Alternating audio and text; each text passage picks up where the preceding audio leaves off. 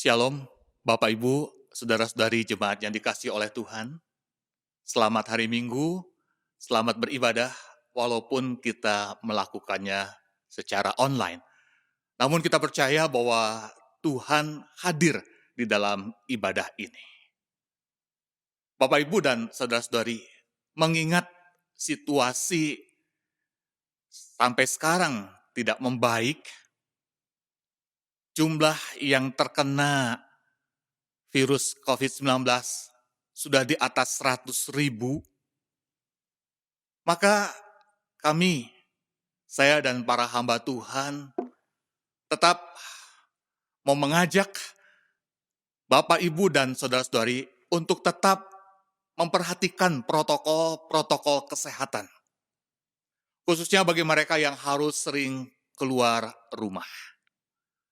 Dan kami, saya dan para hamba Tuhan, tetap mendoakan Bapak, Ibu, dan saudara-saudari, jemaat supaya tetap ada di dalam pemeliharaan dan kasih dari Tuhan.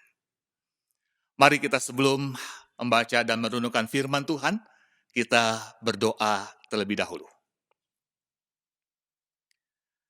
Bapa di surga, Bapa yang baik, dengan segala kerendahan hati pada saat ini, kami memohonkan pertolongan, kuat kuasa, pemeliharaan Tuhan atas diri setiap kami. Di tengah-tengah situasi yang tidak mudah yang kami hadapi sampai saat ini. Dan kami tidak tahu sampai kapan hal ini harus kami jalani. Pada saat ini, kami juga ingin membuka hati kami untuk kami boleh belajar merenungkan akan firman-Mu. Berbicaralah kepada setiap kami, ya Tuhan, kepada yang menyampaikan, kepada yang mendengarkan, agar kami boleh mendapatkan kehidupan yang seperti dikehendaki oleh Tuhan. Dan mampukan kami, ya Tuhan, dengan kekuatan-Mu, kami boleh menjadi pelaku-pelaku firman. Kami berdoa, kami bersyukur, kami menyerahkan waktu perenungan firman Tuhan ini ke dalam tangan kuasa Tuhan kami, Yesus Kristus. Dalam nama Tuhan Yesus Kristus kami berdoa. Amin. Bapak, Ibu, saudara-saudari yang dikasihi oleh Tuhan, mari kita bersama-sama melihat satu bagian firman Tuhan yang terambil dari kitab Kejadian pasal 50, ayat 15 sampai 21.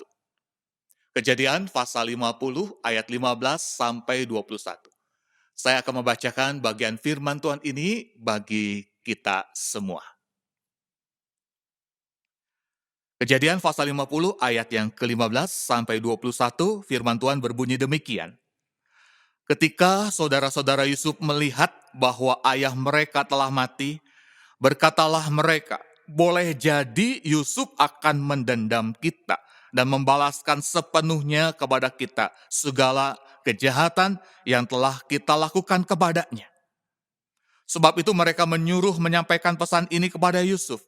Sebelum ayahmu mati, ia telah berpesan, beginilah harus kamu katakan kepada Yusuf, ampunilah kiranya kesalahan saudara-saudaramu dan dosa mereka, sebab mereka telah berbuat jahat kepadamu. Maka sekarang ampunilah kiranya kesalahan yang dibuat hamba-hamba Allah ayahmu. Lalu menangislah Yusuf ketika orang berkata demikian kepadanya.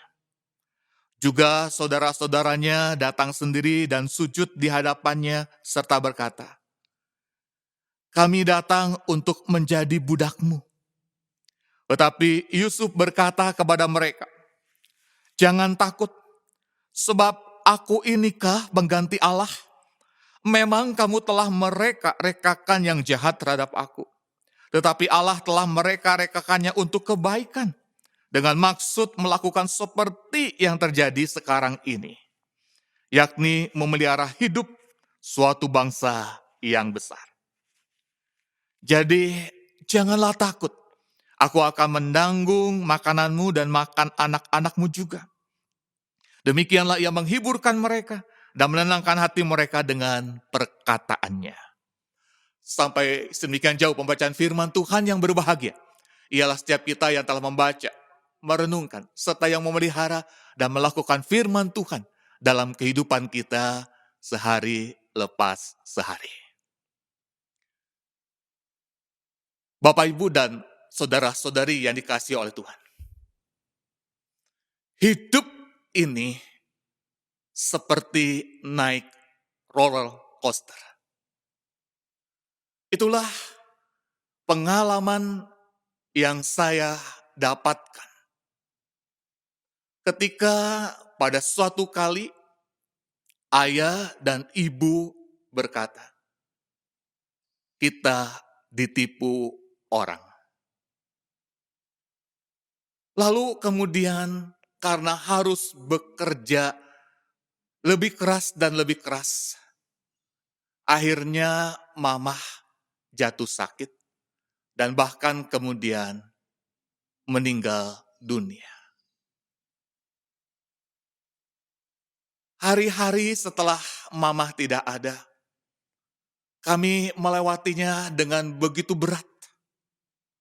Dan kemudian papa juga jatuh sakit dan akhirnya juga meninggal dunia 3 tahun demi setelahnya. Bukan hanya itu saja. Hidup yang tadinya tenang-tenang, hidup yang tadinya aman-aman, tiba-tiba terbalik.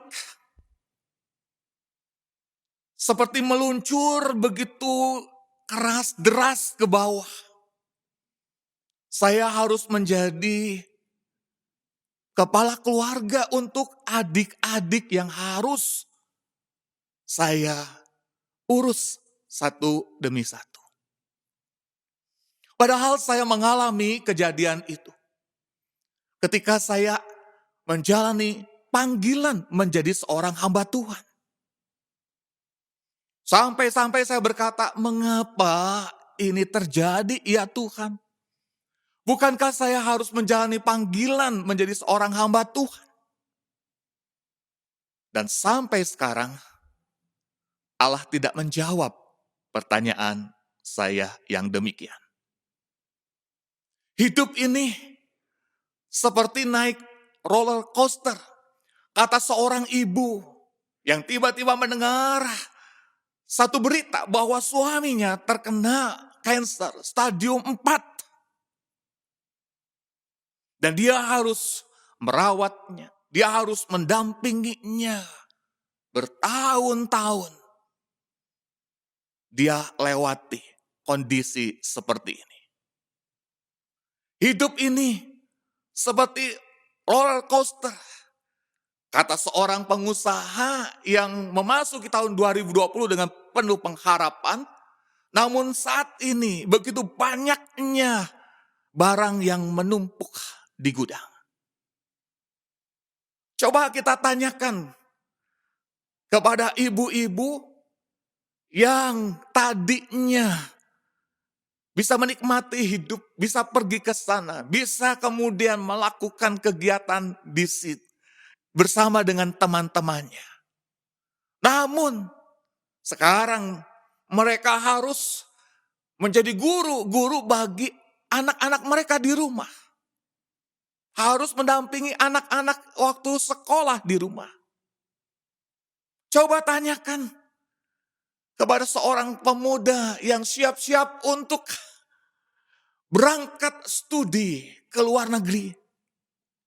Namun negara-negara di sana melarang orang asing untuk masuk ke negaranya.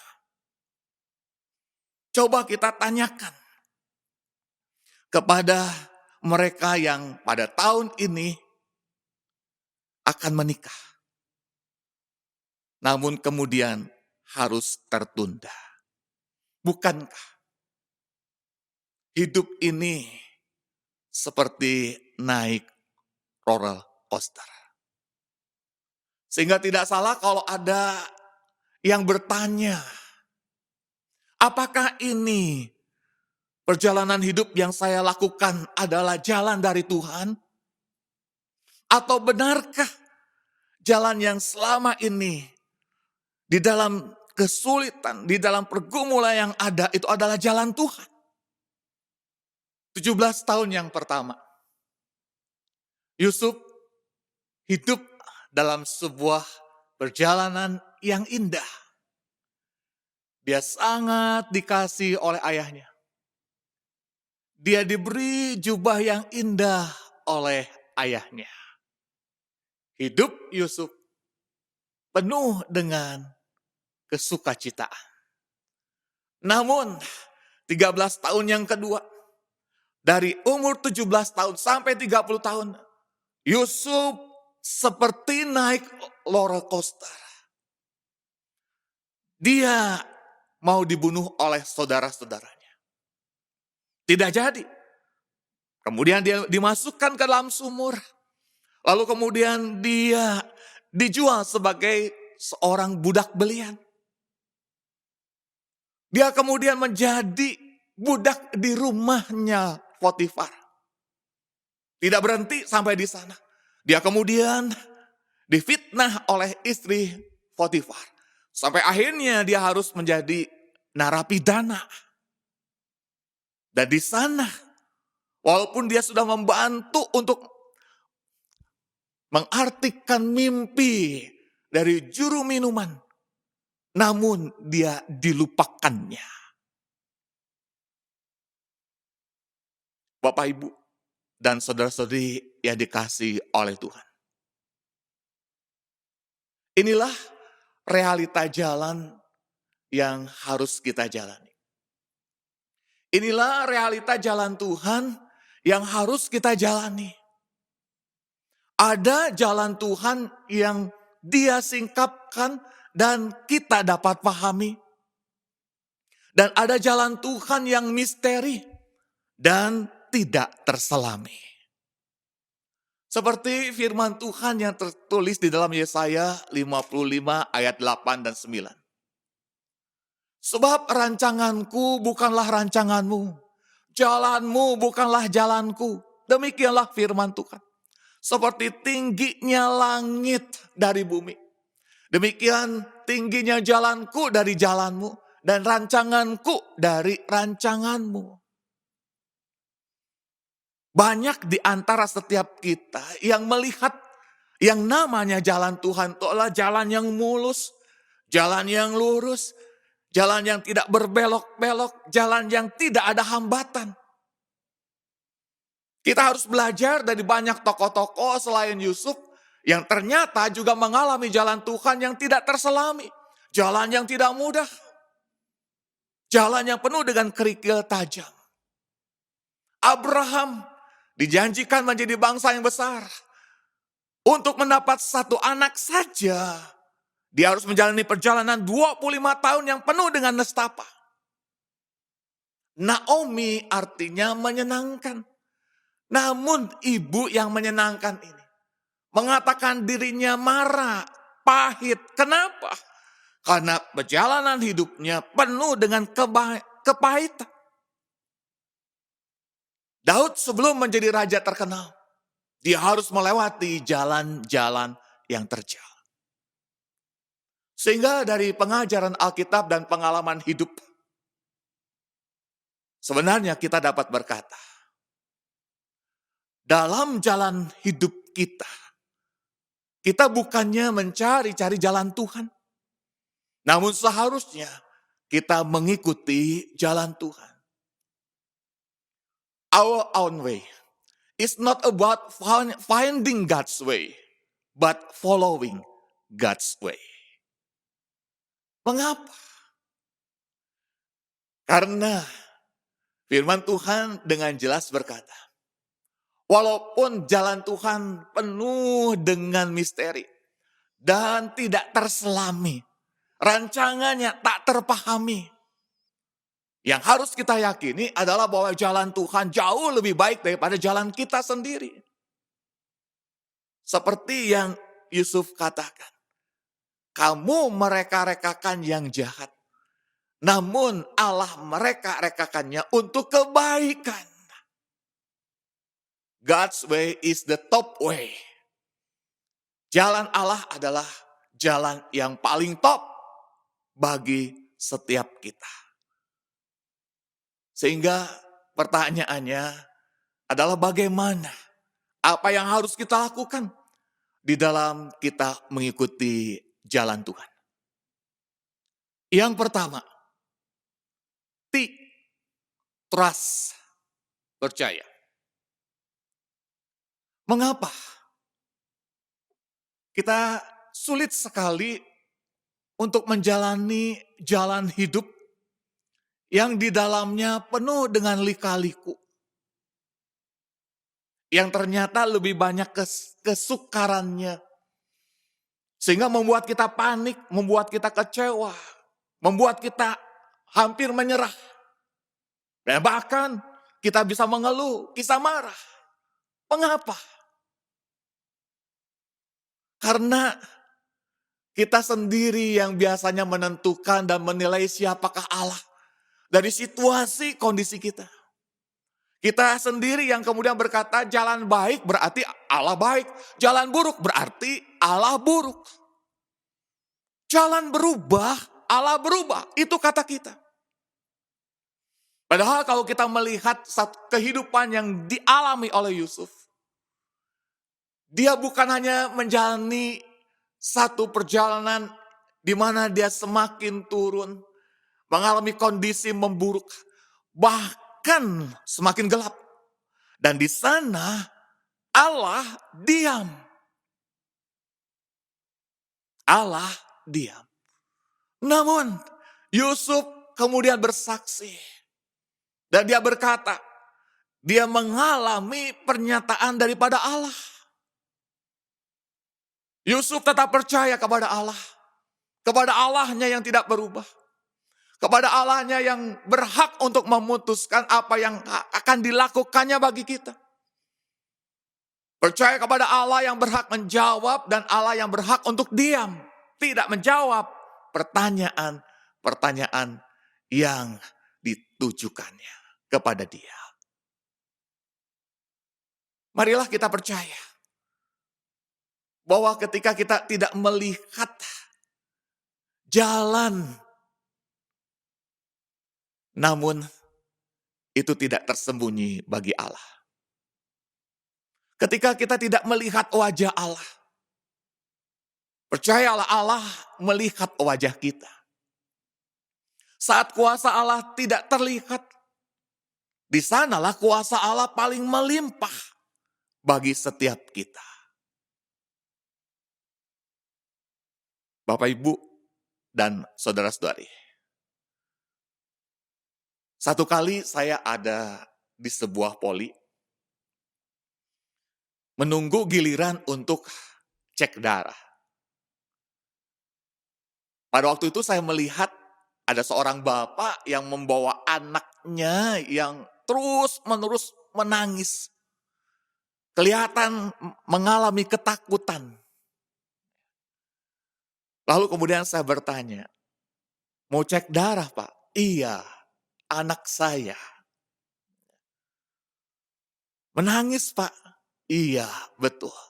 Karena ini untuk yang kedua kalinya. Pada waktu pertama kali dibawa, dia biasa-biasa saja. Tapi ketika dia melihat jarum, lalu kemudian dia diambil darahnya, dia kemudian menangis.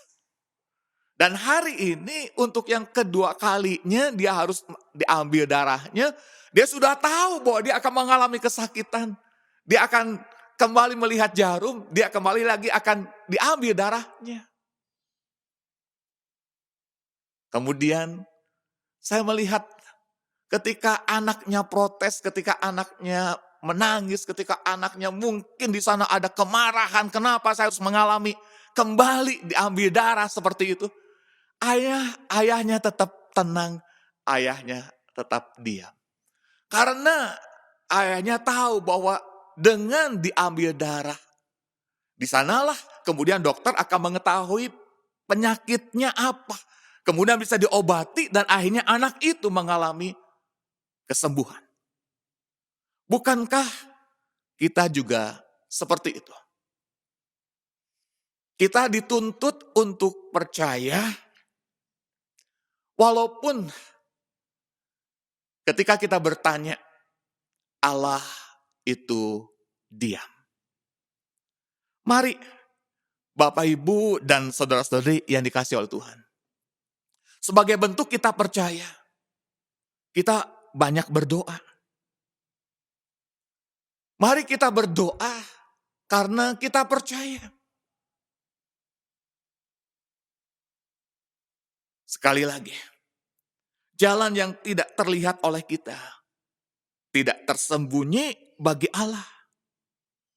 Ketika kita tidak melihat wajah Allah, Allah melihat wajah kita. Mari kita keep praying, tetap berdoa. Dan bahkan mengajak seluruh anggota kita berdoa supaya kita bisa melewati jalan-jalan yang harus kita hadapi ini. Yang Tuhan pimpin kita melaluinya walaupun jalan itu tidaklah mudah. Hal yang kedua, obey, taat. Itulah yang harus kita lakukan untuk kita mengikuti jalan Tuhan. Dan mengapa kita tidak mau menjalani jalan Tuhan yang susah? Kita hanya mau menjalani jalan Tuhan yang baik-baik saja. Karena kita mempunyai pemahaman bahwa hidup yang berorientasi kepada keadaan yang baik saja sebagai tanda yang dikasihi oleh Tuhan. Jikalau saya hidup baik dengan sungguh-sungguh, hidup melayani, mengasihi sesama, maka kalau Allah peduli dan mau memberikan yang terbaik, tidak boleh ada hal yang buruk terjadi. Jalan harus mulus, harus mudah, harus lancar, harus nyaman. Sehingga kita berpikir kalau jalanan curam, banyak kerikil tajam, itu bukan dari Tuhan. Tuhan tidak baik, Tuhan tidak mengasihi. Itukah yang dialami oleh Yusuf? Tidak. Ketika Tuhan ingin memberikan yang terbaik kepada Yusuf, Tuhan tidak mencegah, Tuhan tidak membebaskan Yusuf dari kejahatan kakak-kakaknya, tidak membebaskan Yusuf dari fitnah istri Potifar, sehingga akhirnya, akibatnya Yusuf mengalami sengsara, kepedihan. Maka kita harus melihat di dalam jalan Tuhan ketika Tuhan akan memberikan yang terbaik bagi kita. Allah tidak membebaskan kita dari berbagai masalah. Untuk itu, mari kita taat di dalam jalan Tuhan. Mari kita taat di dalam jalan Tuhan. Bapak, Ibu, dan saudara-saudari yang dikasihi oleh Tuhan. Kenapa kita harus taat? Karena kita percaya Allah tidak pernah meninggalkan kita. Allah tidak pernah membiarkan kita. Allah turut bekerja dalam segala sesuatu untuk mendatangkan kebaikan bagi setiap kita, termasuk juga di dalam masa-masa berat yang harus kita jalani pada saat ini. Mari kita mendengarkan kesaksian berikut ini. Shalom Bapak Ibu yang dikasihi Tuhan. Nama saya Beni Halim. Biasa saya ibadah di GI Setrasari. 6 tahun yang lalu saya divonis kanker stadium 4. Kanker ini dimulai dari ginjal dan sudah menyebar di paru-paru. Singkatnya, saya dioperasi, ginjal yang kena kanker dibuang, tapi yang di paru-paru tetap masih ada. Saya masih berobat sampai sekarang.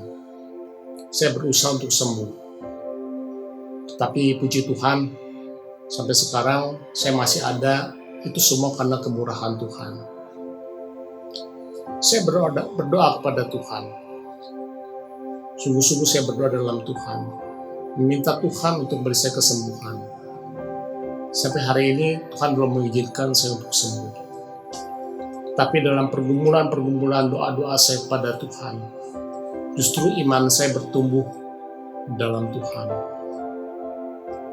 Tuhan luar biasa, Tuhan ajaib.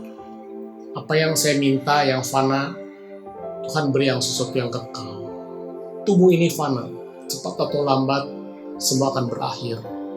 Tetapi iman dalam Tuhan tidak akan pernah berakhir karena bersifat kekal. Tuhan luar biasa. Tuhan sangat baik bagi saya. Jalan Tuhan memang aneh. Kadang kita tidak bisa mengerti. Atau mungkin memang kita tidak akan pernah mengerti jalan Tuhan. Tetapi yang paling penting, kita percaya dan taat kepada Tuhan.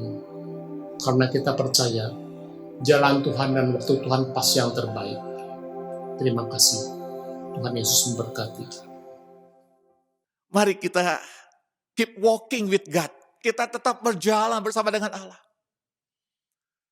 Jangan dibelenggu oleh perjalanan berat masa lalu. Ingatlah selalu kesetiaan Tuhan. Jangan ragu oleh perjalanan syarat masa depan. Ingatlah selalu anugerah Tuhan. Mari kita menjalani jalan kita pada masa kini. Dengan terus melangkah. Dan ingatlah selalu kuasa Tuhan. Bapak, Ibu, dan saudara-saudari yang dikasihi Tuhan. Mari kita berjalan dalam ketaatan bersama dengan Tuhan. Patient, kesabaran. Be patient, sabar. Itulah yang harus kita lakukan ketika kita mengikuti jalan Tuhan. Kenapa? Karena jalan Tuhan erat hubungannya dengan waktu Tuhan. Kita kalau berbicara tentang waktu Tuhan, mulai kapan sampai kapan kita tidak akan pernah tahu. Namun yang pasti adalah jalan Tuhan itu yang terbaik. Maka waktu Tuhan pun pasti yang terbaik. Semua indah pada waktunya. Semuanya hanya untuk kebaikan kepada setiap kita. Mari kita memperhatikan. Ketika Tuhan mau membentuk Yusuf menjadi penguasa di Mesir hanya di bawah Firaun.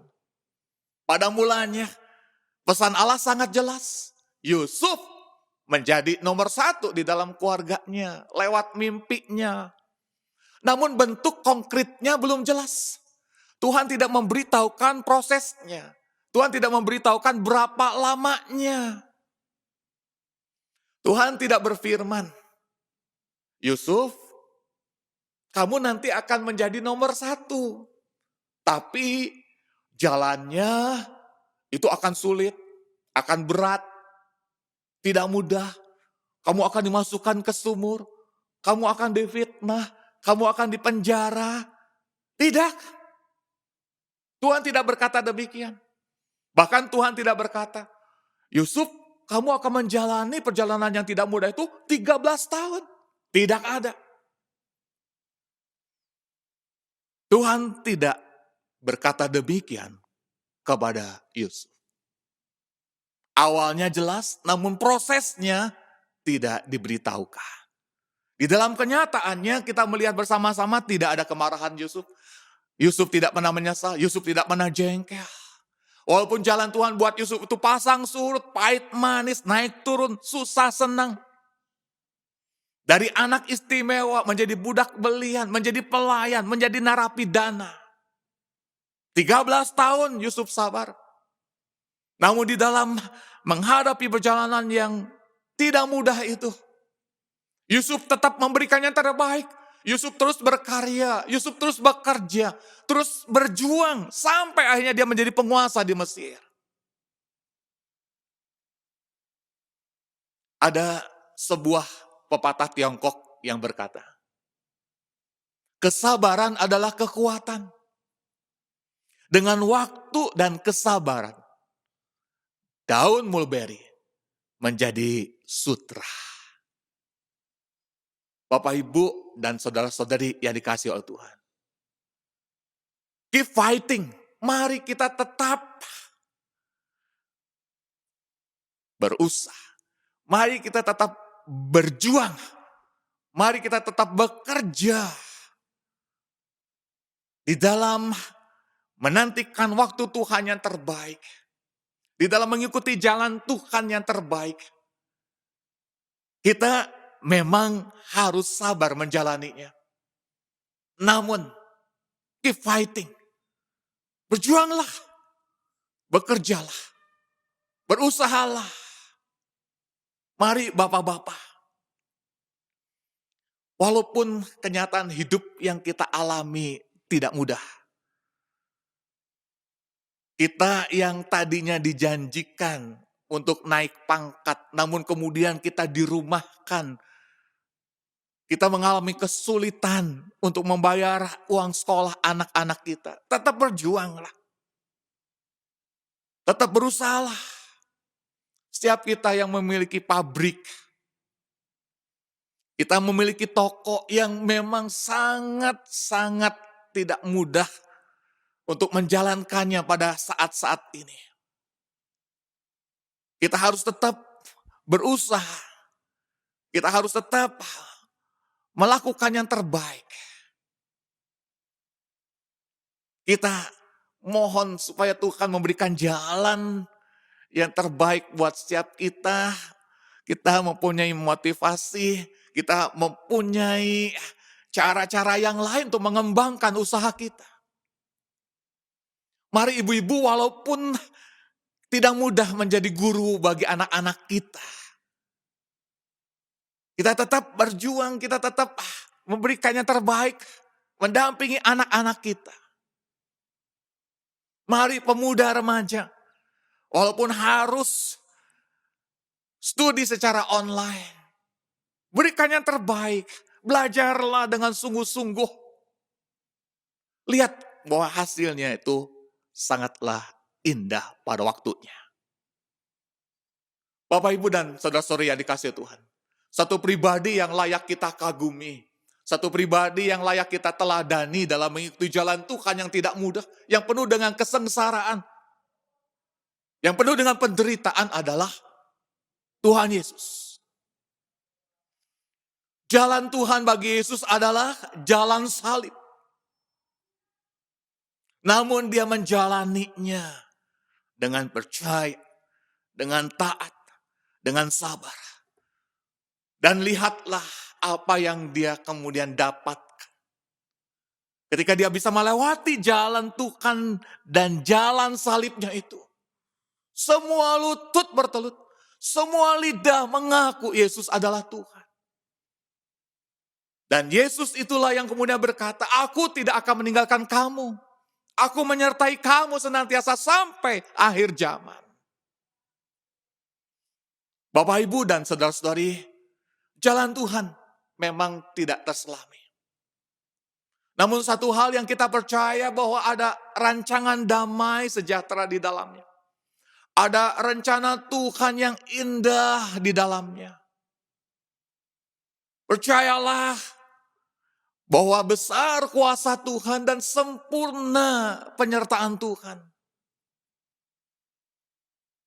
Mari kita trust and keep praying. Kita tetap percaya dan tetap berdoa. Mari kita obey and keep walking. Mari kita tetap taat dan tetap berjalan bersama dengan Tuhan. Mari kita patient and keep fighting. Mari kita menjalani kehidupan ini dengan sabar, namun tetap berjuang, tetap berusaha. Kiranya Tuhan memberkati setiap kita ketika kita mengikuti jalannya Tuhan. Amin. Mari kita berdoa. Ya Tuhan, tolonglah kami untuk percaya dalam mengikuti jalan-jalan. Dan ampunilah kami, jikalau kami tidak percaya kepadamu. Ya Tuhan, tolonglah kami untuk taat mengikuti jalan-jalan, dan ampunilah kami, jikalau kami tidak taat kepadamu. Ya Tuhan, tolonglah kami untuk sabar mengikuti jalan-jalan, dan ampunilah kami yang tidak sabar kepadamu. Amin.